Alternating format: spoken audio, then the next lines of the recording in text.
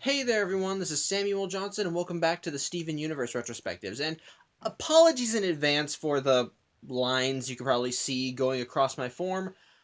Normally I use my phone as a light for when it's dark out, but I'm currently letting it charge and I kind of just started looking for any source of light I could, so I used one of my flashlights and sadly these lines are kind of a side effect of using it for this recording, so apologies in advance, you're going to have to just deal with this if you're actually watching the video. But if you're just listening, it won't affect the video in any other way aside from me mentioning it right here. So, yeah, just wanted to give that little disclaimer. But anyway, today we're going to be discussing episodes 77 and 78 of Steven Universe, Message Received, and Log Date 7152. Now, once again, to recap, the Gems have been working together with Peridot to build a drill. Why?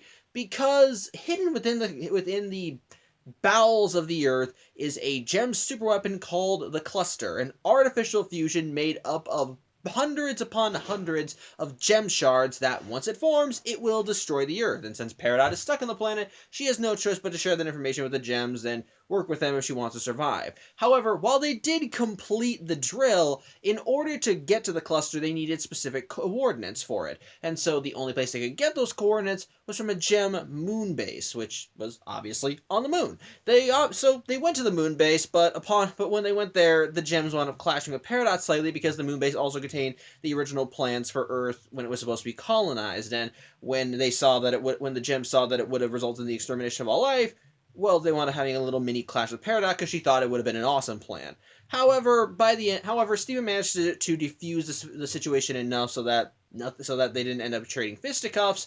But before everyone could leave the moon base, Peridot took something from there. What looked like a little white diamond that was in a chair that was used for elite gems. And while I did do a little slip up and say what it was in the previous video, I'm going to pretend I didn't do that for the purposes of this video, because in Message Received, Steven wants to know what the heck it is, as while the gems have completed the drill and have the coordinates, they want to run a few tests on it just to be sure that the drill is safe and they can safely utilize it when the time is right. However, while the crystal gems are talking about it, Steven sneaks over to the barn and sees Peridot, who still has the little diamond thing and is currently fumbling with it, trying to get it to work. Well, before she can do anything, that's when Steven pops in and he says he wants to talk with her. And for the setting of the talk, he moves their conversation to the inside of a dilapidated truck that's in the barn. As such, Steven starts trying to. He's clearly prodding Peridot, trying to keep her from suspecting that he knows anything. And so what he does is that he begins questioning her about the diamonds. And Peridot talks further about how the diamonds are perfect, that the gems are bred to serve them, and exist, and the reason that they exist to serve them is because the diamonds are perfect. They're the perfect beings, but above all else, the one that's the most perfect and the one that Peridot is so proud to serve is her diamond, Yellow Diamond, because she's the most logical, she's the smartest, she's the most logical, she's just the gosh darn most perfect one out of all of them, and she operates by pure reasoning, just blah-bitty, blah-bitty, blah. She worships the ground she walks on, essentially, and Steven says, well, that's good, because she's right behind you, and Peridot buys that, but in her confusion, Steven manages to grab the diamond thing that she had, and before Peridot can jump out after him, he locks the truck and, well, just traps her in there. As such, Steven demands to know what the hell this thing is, and while Peridot tries to be a bit tight-lipped about it, upon Steven threatening to smash it, she does come clean. And yeah, as I did briefly slip up a bit in the previous video, and mentioned, it's a communicator. Specifically, a direct line to the diamonds. And upon hearing that, Steven thinks it's a bad idea because the diamonds are bad. But Peridot's reasoning for why she wants to contact the diamonds is more logical than anything, as she states that the crystal gems don't know what they're doing, but this planet, it could be of use to Yellow Diamond, that Peridot can be of use to Yellow Diamond, and that she must contact her to share what she's discovered.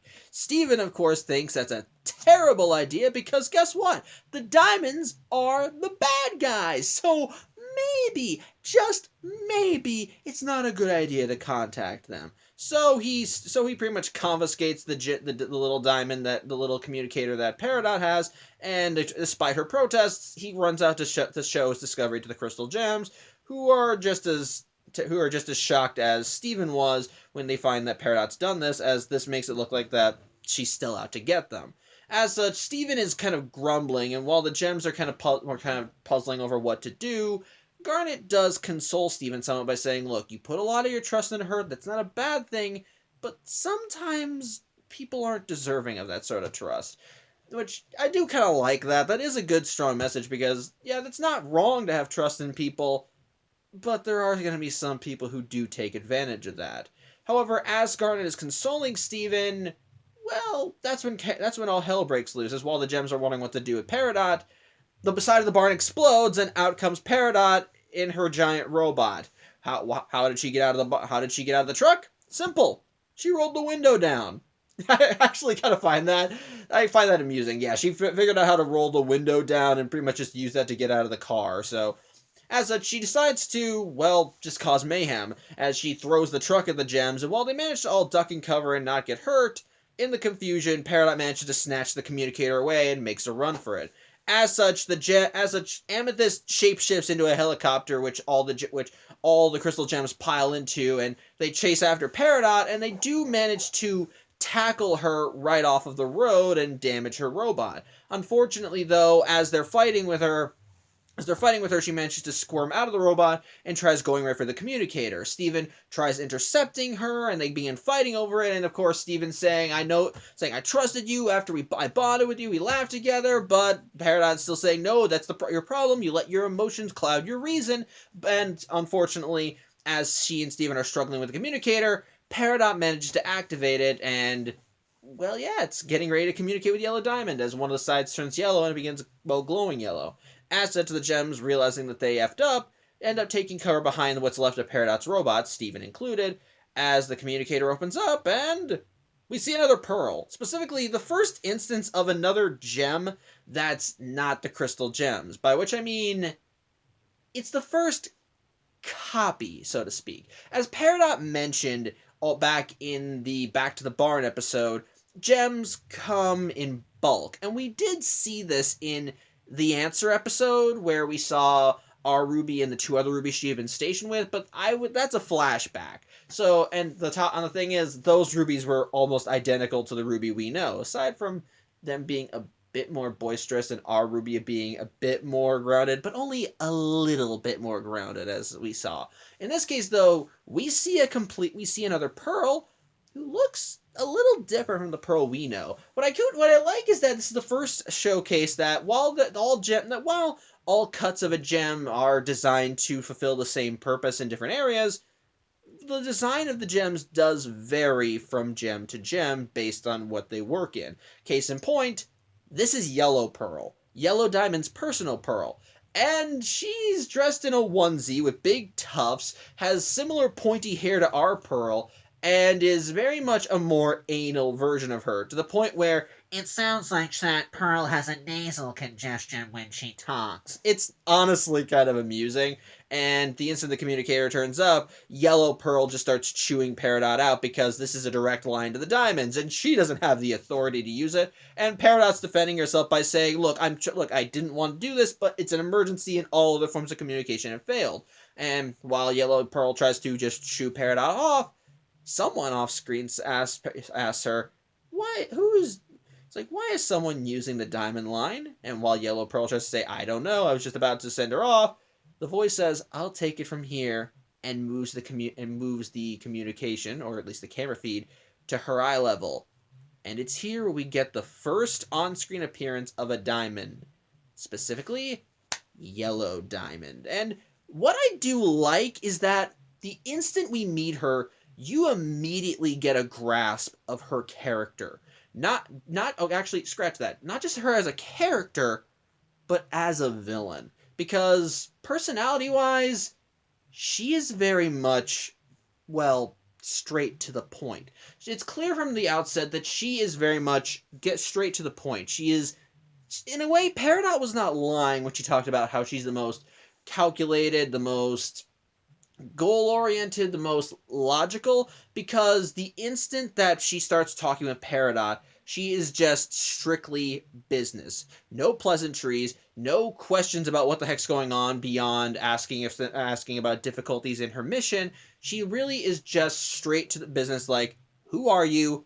What are you doing here? And once Peridot says who she is, she immediately asks, you have a mission, right? It says here you're overdue. It's like being chewed out by an HR manager, if that makes any sense. Just someone that's saying, it says here you're not following rules. Can you explain that? It's like someone who doesn't it's clearly someone who is not fluent in human communication, if that makes any sense. And in this case, and she's very much by the book, straight to business. Everything is supposed to be orderly type, and you get that from her very first appearance, as she immediately begins questioning Peridot as to why she's contacting her, who the hell she is, and what the hell's going on. And once Peridot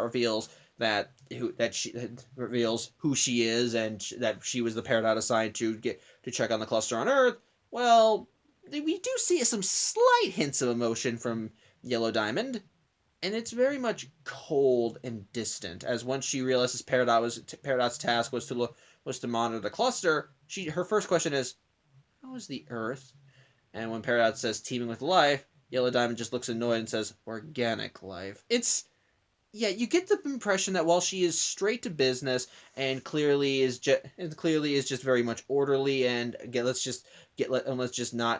no pleasantries, there is a very sour spot when it comes to the Earth, and I love it, and it really does set up just how much of a bitch she is, and I like it.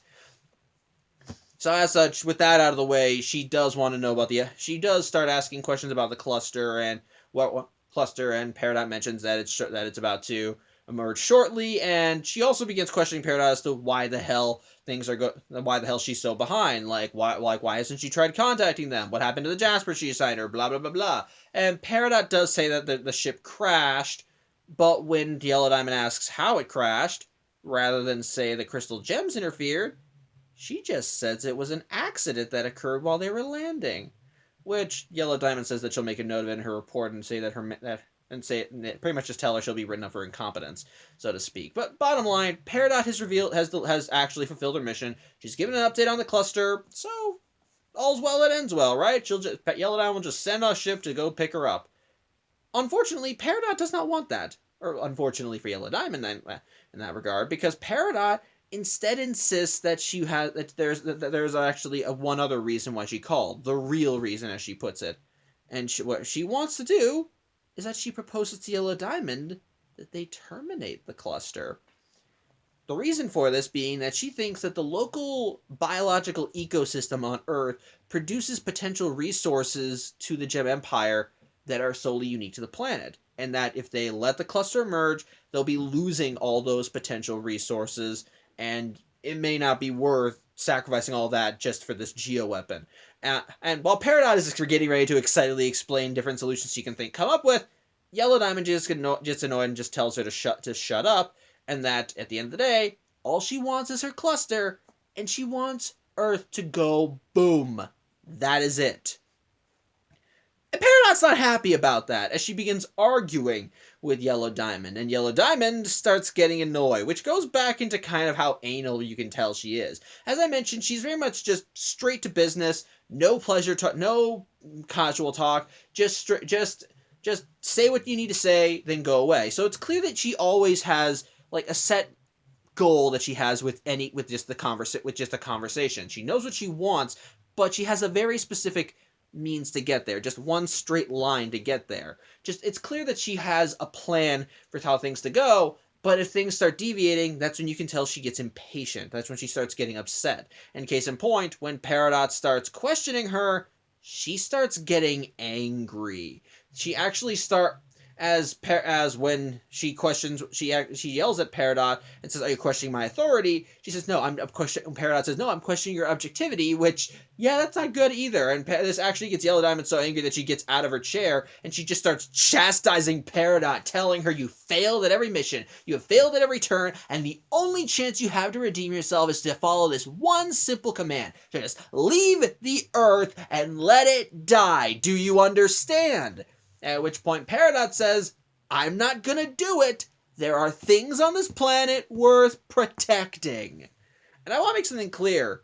Throughout the entire conversation, Peridot looked like she was shitting bricks. She looked terrified. She looked scared. And when she saw Yellow Diamond yell at her and she tried butting in and saying, "No, let's not do this," she just immediately she just looked scared that Yellow Diamond was so angry with her. And when Yellow Diamond finally yells at her and says that you have to follow my command or else you're going to be considered a traitor, she just yells, "I won't do it." And you can clearly tell that she's just getting that she's reaching her breaking point too. And when she finally does yell at her, Yellow Diamond asks, "Well, what do you know about the Earth?" And Peridot responds with, "Apparently a lot more than you CLOD," which leads to honestly the best scene in the whole episode. I can't show it because it's a vlog, but just Yellow Diamond has the best meme face as she just twists into a star like you can, it's like she's gonna pop a blood vessel. It's priceless and I love it.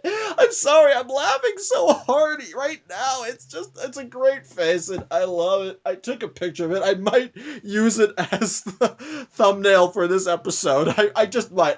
Okay, I got it. Once this episode's uploaded, I'm making that the thumbnail. I gotta make it the thumbnail, but yeah, pretty much Peridot realizes what she did and immediately just cuts off the communication and she just collapses to the ground. And again, the Gems saw the entire conversation going on, so the instant Peridot collapses, they all run out and start cheering for her because guess what? She just told Yellow Diamond off. She insulted her right to her face. She said that she wants to protect the Earth and they're all so happy for her. But Peridot kind of derails that as she gives them the communicator and tells them it can be remotely detonated. At which point, yeah, it starts glowing red, and after the Gems play hot potato with it, Steven bubbles it and Garnet chucks it right into the sky where it explodes without anyone getting hurt. But yeah, Peridot has pretty much told one of the de facto leaders of their entire race to shove it, that she doesn't know better, that she is an idiot, and that she won't listen to her, period, and that she plans to protect the Earth. So what does that make Peridot? A crystal gem, whether she likes it or not. And the episode ends with her just groaning and moaning as she realizes, "I'm screwed." And it's great. Which that actually leads into the next episode, as log date 7152 actually starts up on the morning after, as Peridot begins recording it in her recording her reactions in the tape recorder. And put simply, she's just kind of breaking down as she's freaking out, just kind of fluctuating between excited and giddy to just mortified at realizing what she did. She's just going nuts as she realizes, "I'm a traitor, a rebel, a crystal gem." Like she's just going nuts and repeating the same log over and over and over. And as she starts, and the more she freaks out, Steven tries calming her and saying, "No, don't worry, it's okay, you're with us now." But that doesn't really seem to do her anything, as in her throws her madness, she throws the tape recorder aside because apparently she says it hasn't been helping her at all. Garnet catches it, tells her that she dropped it, and, well, Peridot just says, "Give it back to Steven. Return madness to its source." As such, she picks Peridot up and so she can take her somewhere to get calmed down. But Steven's a little curious about that because, well, when did they get so chummy? At which point he realizes he has the tape recorder in his hand, and he decides to, well, listen to them. And from there, this is another flashback episode. But in this case, the flashbacks focus on the stuff we hadn't seen yet, as all the scenes we see here is, well, it's when Peridot and the Crystal Gems were still building the drill, which obviously was before Peridot told Yellow Diamond to shove it. So we do see some more bits of her development, which honestly I'm okay with. I like seeing more of it, and it does help flesh out more about how she turned to the Crystal Gem side and so on and so forth, which I like. I'm okay with that kind of stuff. that kind of stuff. It's actually pretty interesting. It's actually pretty nice and leads to some funny moments. Like, it also leads to one moment that I missed all the other times I watched this episode. Apparently, part of the design for the drill, which I'm surprised I didn't notice before watching this episode. Apparently, part of what what the crystal gems used to make the drill, was Peridot's escape pod. And it boggles my mind that it took me until today to notice that, because it's so obvious that they're using technology from it. I am the error. But yeah, pretty much it's just clips of stuff of Peridot just learning more about Earth's culture. When Steven gave her the tape recorder, and she hissed at him when he said to just call him Steven instead of the Steven. Her learning about gift exchanges when Steven gives her a pair of cans that she can use as stilts. Steven introducing her to a show called Camp Pining Hearts, and her ultimate obsession with the show to the point where she becomes a shipper and starts shipping the various characters, with her superior ship being two characters called Percy and Pierre, and just, yeah, it's clear, and just her growing closer to the gems in that regard too. Also, she pushed Greg off of the barn once. Yeah, that's a thing. But pretty much, one of the central themes of the episode is her connection to Garnet, as in throughout various scenes, Garnet is just there, watching her, and as she learns more about Earth, she just gives her a hearty thumbs up, which infuriates Peridot, which I love. And from the beginning, Peridot is talking about how she thinks Garnet's the worst. She, like, all the other gems have their value. Pearl tries for some reason. She appreciates that. She loves Amethyst Company. But something about Garnet she just does not like. And all that comes to a head as during one night, as they're still completing the drill, Amethyst and Pearl fuse into Opal. And, well, they pick up the drill and get it set on a table so that it's stable and can obviously be put together for making the full machine. And so once it gets put up, Garnet says, "That's good, let's take a break." And in the midst of that, Peridot sees Opal, and she can understand why Amethyst and Pearl fuse. They probably needed the extra strength, but yet Garnet is still a fusion. As such, Peridot finally finally confronts Garnet and asks, "Why are you a fusion all the time? I can understand if you had some advantage for it, but there's literally no reason for it." And Garnet says, "I have a reason for it. I'm stargazing." And Peridot says, "You can do that alone." She says, "I don't want to," which also leads to Garnet offering her a seat, which I like. That's cute. I'll give you that. But they just kind of sit together and watch and look at the stars, and Garnet talks about how they can see Homeworld's galaxy from here.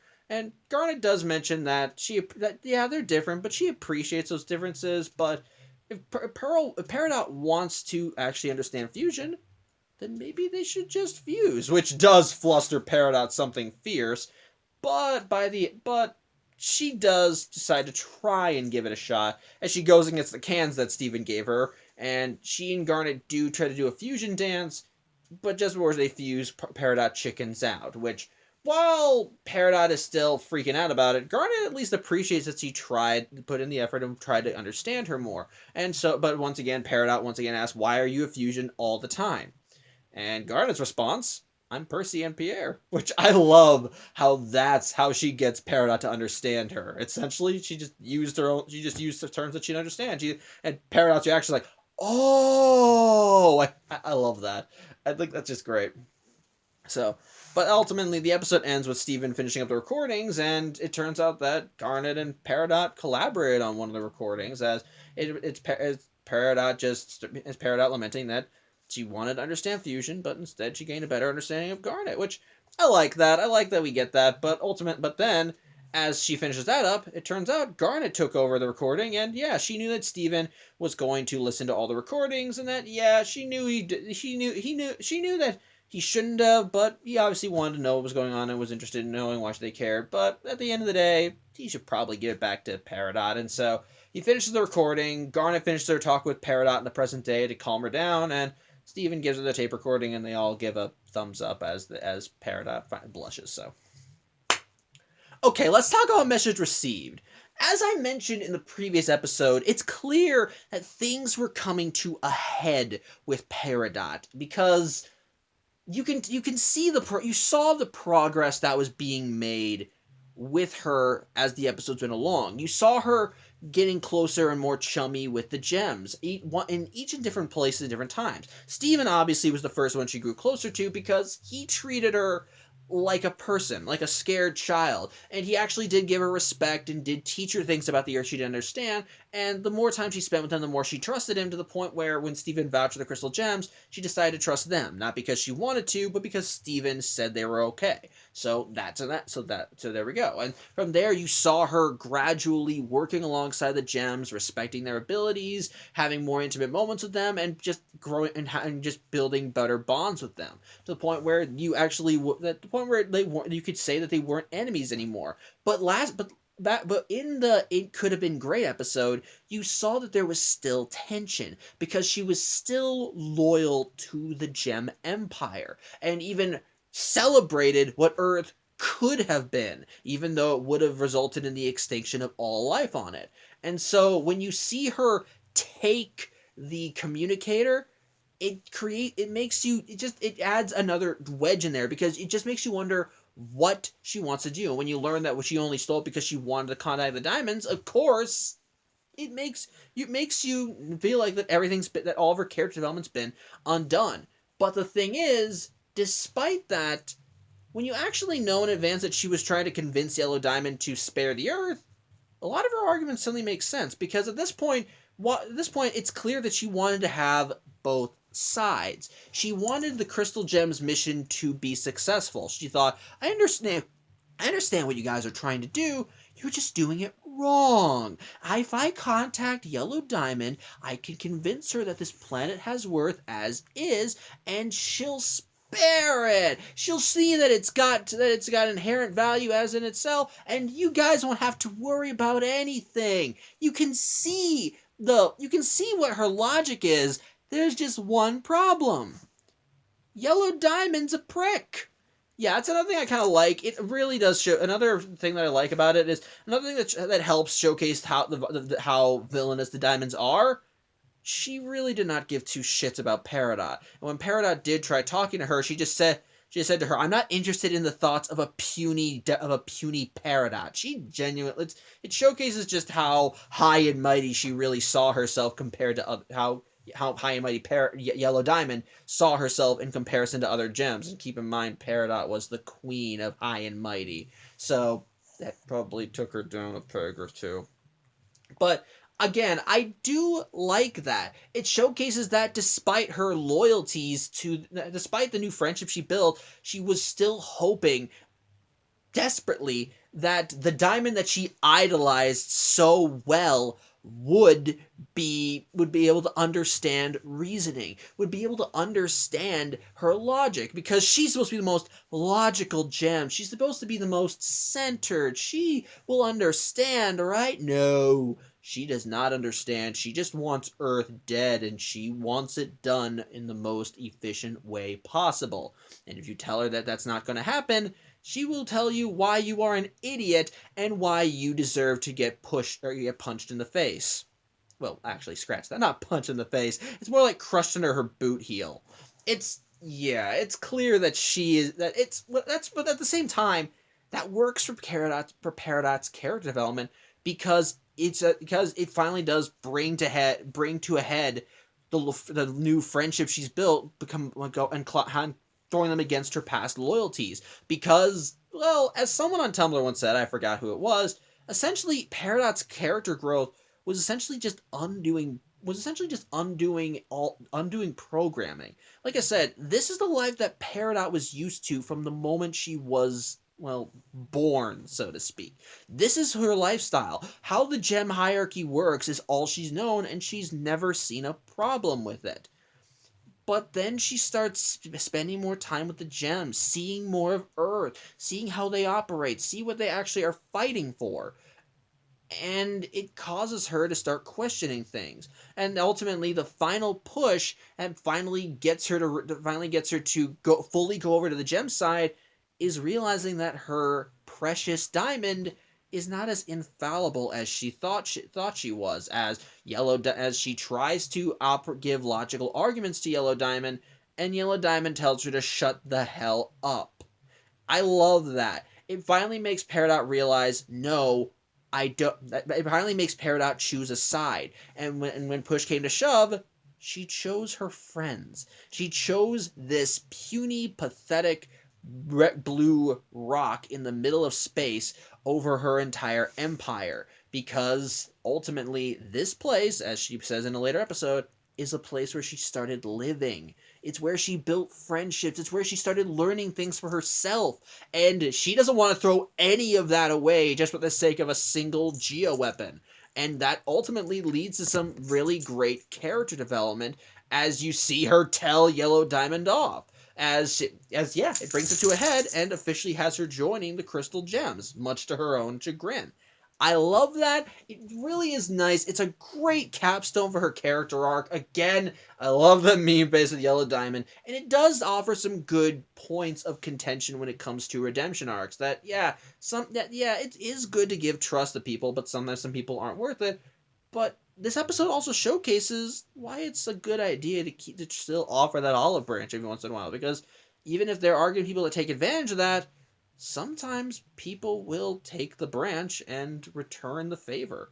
Peridot started as an enemy. She didn't give two shits about the Earth or the Crystal Gems. The only reason she even went to Earth is because the Crystal Gems kept getting in her way. But the more time she spent with them, the more time she hung around with them, the more time she built a relationship with them, the more she started seeing them not as enemies, but as allies, as friends, and she cherished that and the world that it all happened on. Excuse me 1 second.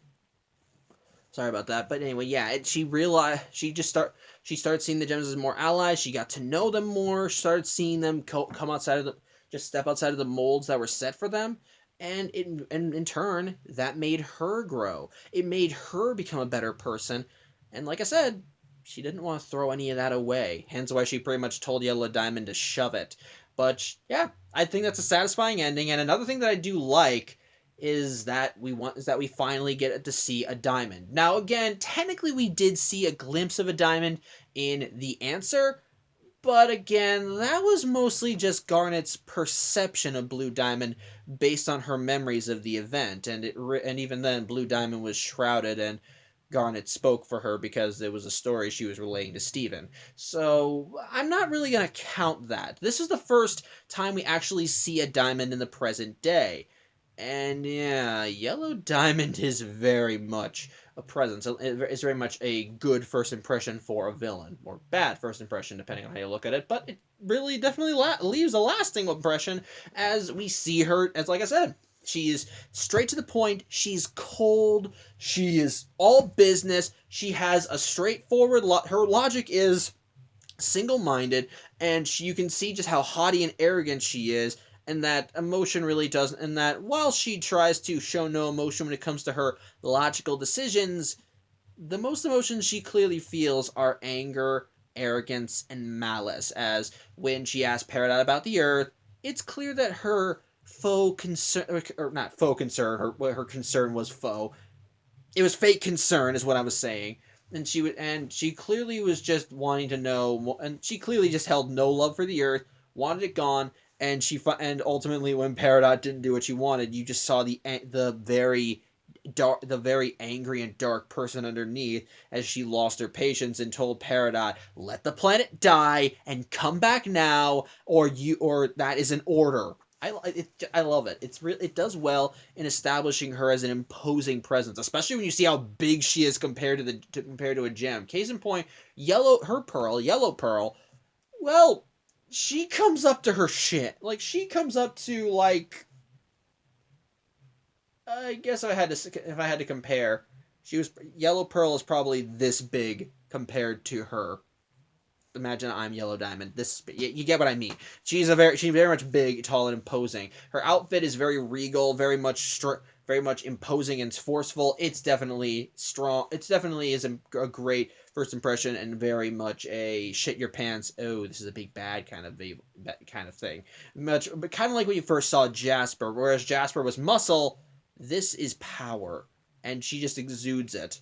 Also, we get to see Yellow Pearl. And I love Yellow Pearl's shit-eating grin, because as Yellow Diamond is chewing Peridot out, Yellow Pearl just slips in. She's got this big evil grin. It's very funny, and I love it. It's genuinely amusing.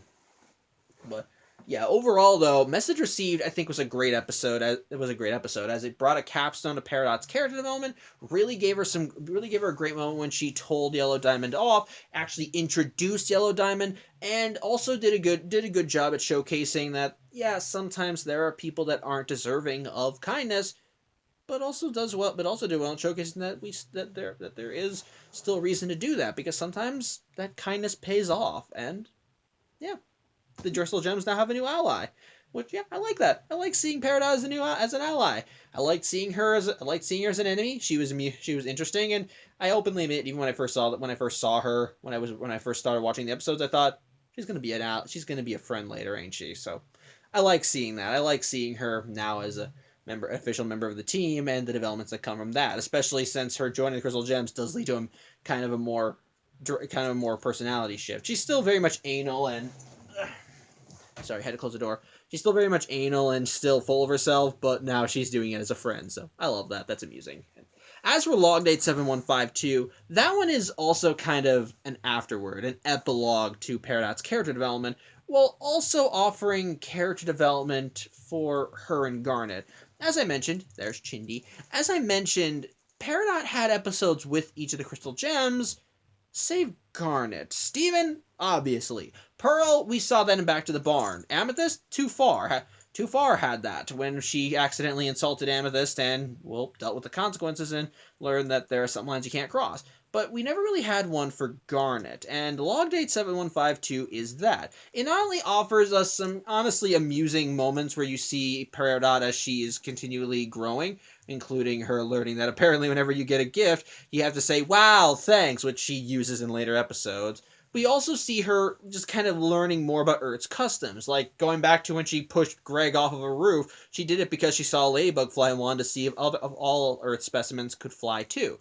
There was while she was doing chores and cleaning up the barn, poorly, she discovered a pair of alien underwear and decided to slip it on for funsies, and when she got caught by Garnet, she freaked out and ripped them off, which, oh, I feel that. I've done embarrassing things that when I thought I was alone, and then someone walks in, and I'm like a deer in the headlights.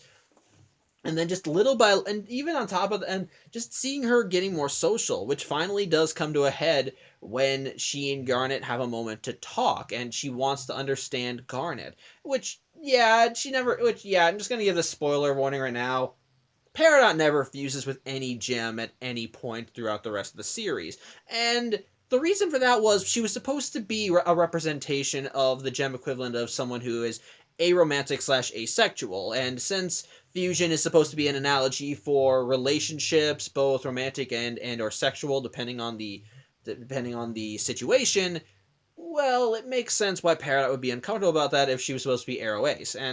But at the same time, I do also like that there is the common ground, that while she is uncomfortable with fusion, she wanted to try and understand Garnet, and by the end, while she doesn't ever want to try fusion, at the very least, she put in the effort, and because of that effort, she and Garnet did grow closer, and she did start respecting her just as much as she did any of the other crystal gems, which I like that. I do like that. And again, going back to we get some amusing antics with her as we see her growing between when she was an enemy and before she was a crystal gem.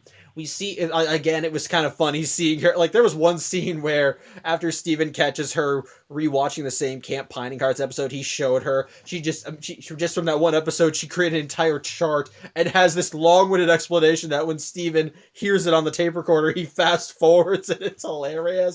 And by the end of it, as she finishes it up, Steven's fallen asleep, and there's Garnet who gives another thumbs up. It's great.